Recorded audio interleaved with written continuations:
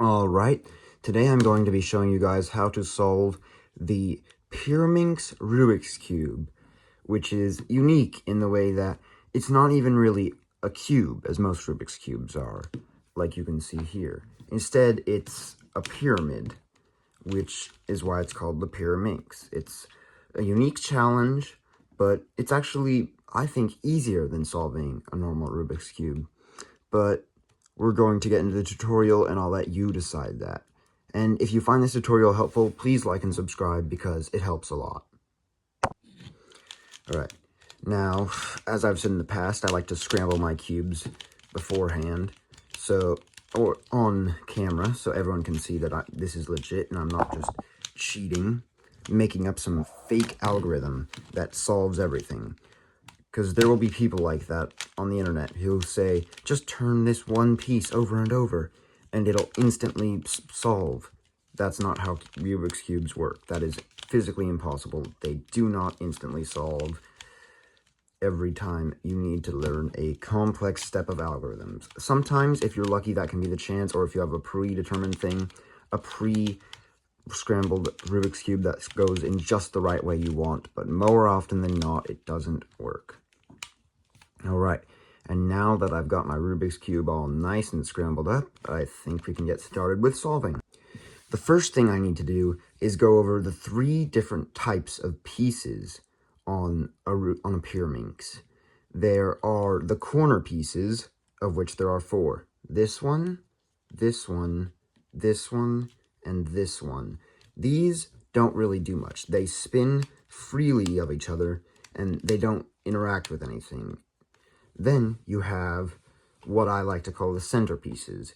There's this one, this one, this one. And these are all linked, by the way. Like this, all these sides, blue, red, and green, these are all one centerpiece. So these are what you need to solve the cube. So as you can see, they each have 3 faces.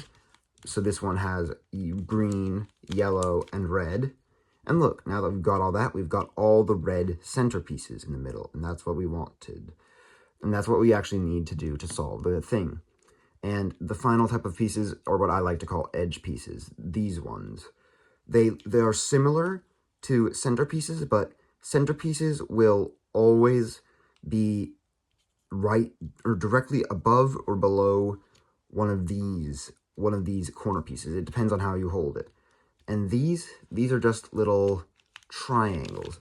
They stick out, they don't actually belong to anything, and they really are just an annoying nuisance that leads to you having to solve more.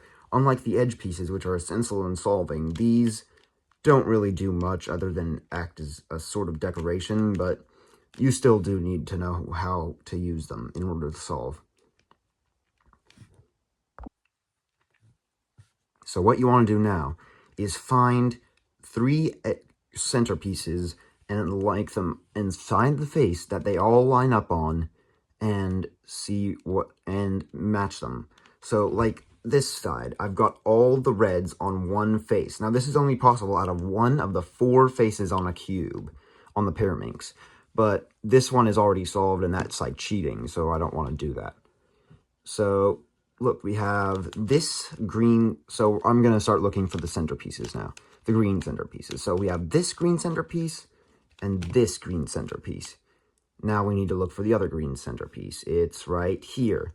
So let's try to see if we can align the green centerpieces. We can align this one and this one, but this one, it won't align here. And when you spin a Pyraminx, you're basically just spinning the centerpieces. All these pieces, so when you spin a Pyraminx, you're only spinning 3 of these edge pieces, 1, 2, 3, 1 centerpiece and 1 corner piece at the top. You're just spinning a little pyramid on the pyramid, a little mini pyramid, if you will. So you're not actually you can't, and since this is spinning in a pyramid way, you can't get this piece to here. Like, it just won't happen. Like, if I try to spin it around and get it up there, it just doesn't work. That's not how pyramids function. But anyway, back to the solving. So we need to find the face that all 3 green centerpieces can match on. Now, the green centerpieces are here, here, and here. So logically, if we move them all to this face, yes, they've all aligned. And what you want is to hold them so you have this little radioactive symbol. And that is going to lead to us solving the next step. But first, what you should do is solve the corner pieces, because they can just be annoying in case you haven't already solved them. So it's not that hard to solve the corner pieces. Just spin them around until they match the corners of whatever edge piece. Like this one, it's blue, I make it green. And now on all sides it's matched. This one, make it green, on all sides it's matched. This one, I make it green, on all sides it's matched. And there we have these three little diamonds, which are really what we need to solve the next step and the final step. And now that we've gone and done that, you will see that if we have all three of these spots solved, we would have a completed green face. And that's what we're going to do in this step. So first, what you want to do is flip the Pyraminx so that green face is at the bottom. And then you want to look on this middle layer, not the bottom layer or the top layer, but the middle layer, for any green faces you can see. And right here, you can see there's one green face. And what you want to do is look at the face, the color of the face that's behind that green piece. So, because we're looking at green edge pieces here. So there are going to be three of them, one here, and one here. But if you can't find any, don't worry, I'll talk about that in the next step. But so this one, there are going to be three different combinations of colors that come with the green edge pieces. There's going to be green and yellow, like this one here. There's going to be green and red, because there's a green face here and a red face here. And then there's going to be green and blue, since there's a blue face here and a green face here. But anyway, we're going to start with what we have, which is this yellow and green center edge piece. So what we want to do is find the face that matches the back of this green edge piece, and that would be yellow in this case. So we back it up and we put it on yellow. And then, so you don't want the green to stick out. So you'll move it so that whatever face it is matching the same face. So like this, yellow is on yellow. So look at it like this. The green side is on the right side if you hold this in the middle. So then we would spin this top bit to the right. If the green was on the left side, we would spin it to the left. But that's not what's happening. That's not what's happening here in this piece. This, we have to have it to the right. And then we take the left triangle and we spin it up. And you can see this is one of the spots that we had to change it back to a green. So if we put this spot over here, we move the top triangle so that this yellow and green spot is in there. And then we bring this triangle back down.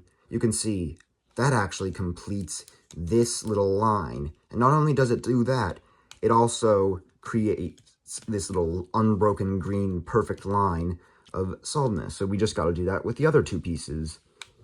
But, uh-oh, I can't find any more green edge pieces in my Pyraminx. In this middle layer, anyway. So what you're going to do is look at the remaining pieces that are not green.